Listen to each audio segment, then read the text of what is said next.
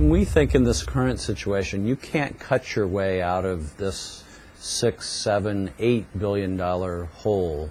And the governor has repeatedly said that she thinks everything should be on the table. So in our view, if our members' jobs are on the table, if state programs are on the table, we believe we should reconsider some of the tax loopholes.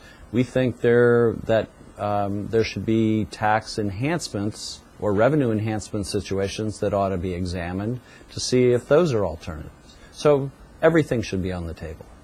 We've seen since 2001, the legislature has enacted 147 different loopholes.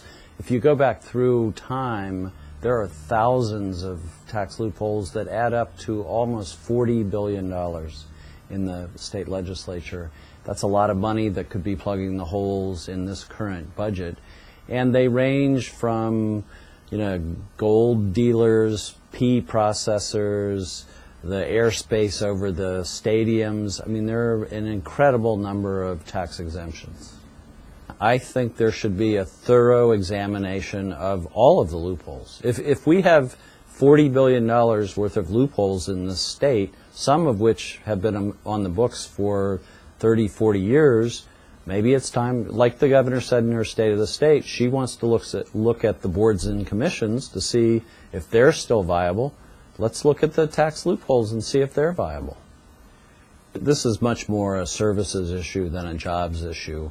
If you look through the budget, every single area, the basic health plan, government assistance to the unemployed, all of these critical budget issues are slashed in this budget. And there will be many, many people harmed.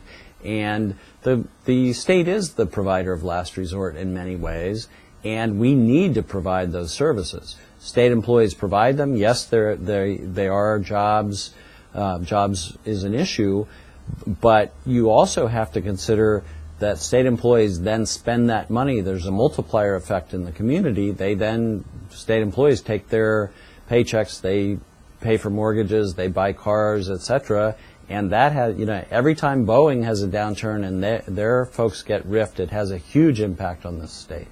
And it costs a lot more to create a new job than to preserve an existing job. And it's critical to preserve the services that go along with that job.